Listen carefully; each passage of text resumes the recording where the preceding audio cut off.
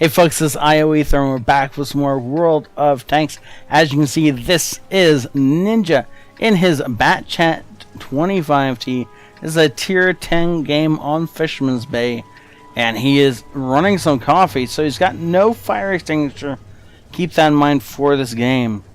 Now, one of the ways you can sneak in food and not run a fire extinguisher, if you want to, is you can grab the firefighting ability as a bond, one of the bond purchases you can make, or you can just put it on your crew. Either way, and that way, or you can just sneak it in and hope.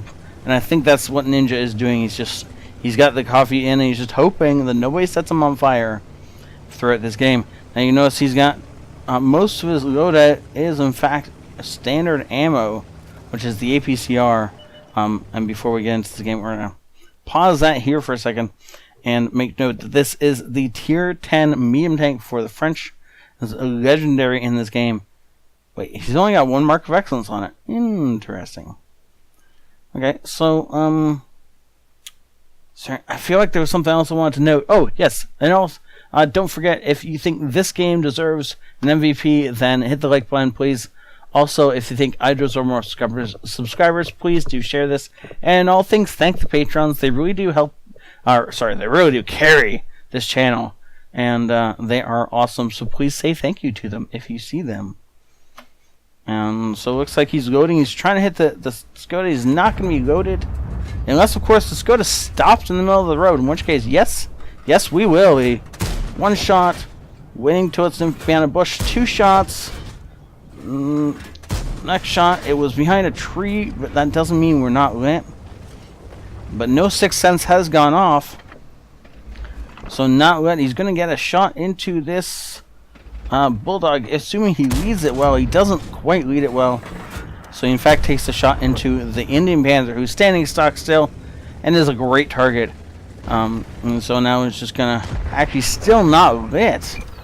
He gets himself basically hauled down, though because of the fact that he is backwards. So backwards does two things. First off, it basically gets him hauled down, and second off, if he gets lit like he just did, then he can immediately hit the forward button and get out of there as fast as possible. It also means that he's not shooting over this gigantic front with his engine in it, which is just painful to do in anything. Nice little handbrake turn into the bush. He's looking for the lower plane on this Badger or the side. I can't find either one. Holds his shots. No, I don't think he's going to get the shot on the Badger. He's looking for the side where the turrets kind of like come in out. Or you can get shots into basically side armor. And that's what he's looking for. Does take a shot on the Indian Panther. Doesn't quite lead it enough though. And the shot bounces. He's not going to get a good shot on that Badger. Oh no, wait. Goer plate is visible. He blows his tracks off once and misses. Oh, great. Okay, so the really big weakness of the Chât, well, it has two weaknesses. One is the autoloader, which means he's got a bunch of bursts, but then he's got a long period of time of basically can't do anything. And the second real weakness is the fact that this thing barely takes any ammo with it into battle. He started this game with 30 rounds. If every single one of those rounds doesn't count, then by the time he gets to mid and late portions of the game, you can start to run really dry on ammo. Enemy Chât rams our AMX-30 in order to kill him, but what it does is it makes him really stationary, which means that we're going to be able to get 3 beautiful shots into the side / back of that thing and just take it completely out of the game. E75, not paying attention, gives us his side. I guess he doesn't realize there's a Chât over here. Oh, second shot not quite aimed well enough, and it just bounces off the back end of his turret. And that's unfortunately going to mean he's down to half of his original ammo supply. So he's only got 3 clips left. This is not 3. This is in fact called 4. This is also not 3. He's got 3 clips of ammo left. If he doesn't do this right, he's going to run out of ammo before all the enemies are dead. Now, he does have a bunch of teammates still left, so it's quite possible that they could do some work, but, I mean, nobody really wants to let your his allies do all the work for him. Especially not when you're in a tank like this that can just come along and assassinate entire enemy vehicles. He wants to reload right here, but he's not going to. Oh, snapshot misses. And nice job. Okay, so if he had reload there, he wouldn't be able to do that. The other thing about reloading is eventually it means you end up, unless you're really lucky, you end up with spare shells. So you'll end up doing an entire reload at the end of the game and then loading 1 or 2 shells into the mag or something like that. Basically not a full clip. And at that point in time, it's still going to cost you the same full reload time of like 40 seconds or whatever. But then you only get a little tiny bit of the bang for the buck kind of thing. So he's looking for the side of the Super Conqueror. He's going to get it and track the poor guy. And that should be a dead Super Conqueror. Super Conqueror doesn't know where he's being shot from, so he has no ability to return fire. ST1 just continuing to wander towards our base, and Ninja has to be careful. This next shot goes in. Nope, unfortunately not able to land that last shell. And now he's only down to heat, but there's still 4 enemy tanks that need to die. Now one of them is that ST1, which is relatively low. Oh, no, he knocked a tree over. With enemy artillery still in the game, knocking a tree over, especially at the last minutes like this, is really bad, because if he pays attention, then he can just splash your entire bush. Now, that doesn't matter so much when you're on full health or nearly full health like Ninja is right now, but if you were low on health, like you only had 200 health, like 50 health less, something like that, and you betrayed your position, and RT just decided to splash that bush, then it's well possible to kill you like that. Ooh, ST1 just coming right up over the ridgeline, and you can see he's got the Eagle Eye perk. Lets him see what he's damaged on the enemy tank. Last 3 shells in his loadout. He's got to choose exactly the right targets to take down. Well, actually, at this point in time, he can probably fudge it a little bit. Looks like he's going after the T-28. Wants to kill that tank destroyer first.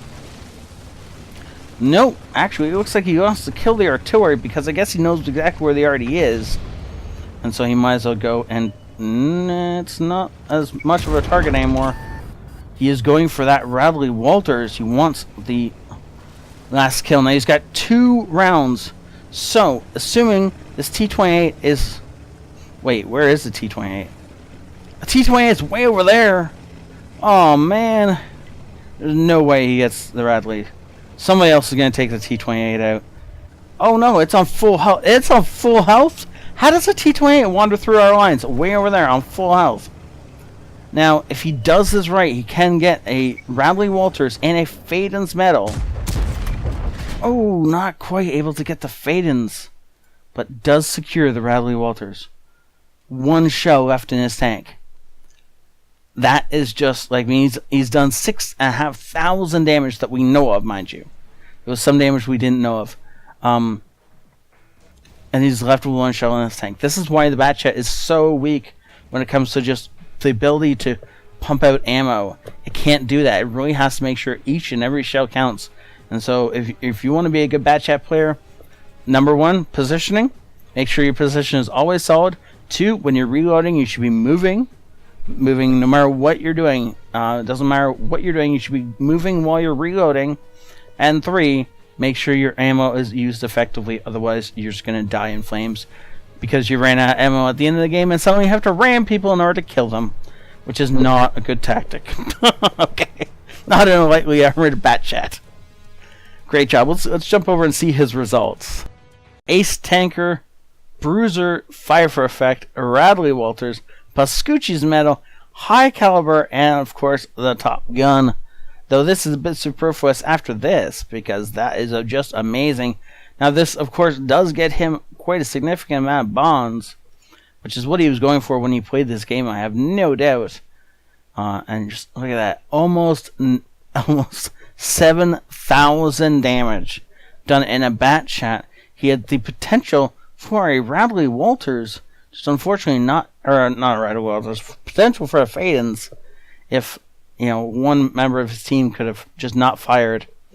then he could have got himself a fade in his medal, and that would have been pretty awesome. But that was overall a great game, and just look at that. Now, I do have to give props to this i7. 4,000 damage is cool, but it's more the fact that it's 41-1-4, and that's just so soothing for some reason. 29 shots fired. I have potential for 30, and 20 of those went in. So unfortunately, a few of them missed or bounced, and that is something you really gotta think about when you're playing in Bat Chat. It is about quick reflexes, but more to the point, it's about making sure every single shot goes in. And when you do it right, you get beautiful results. Good job.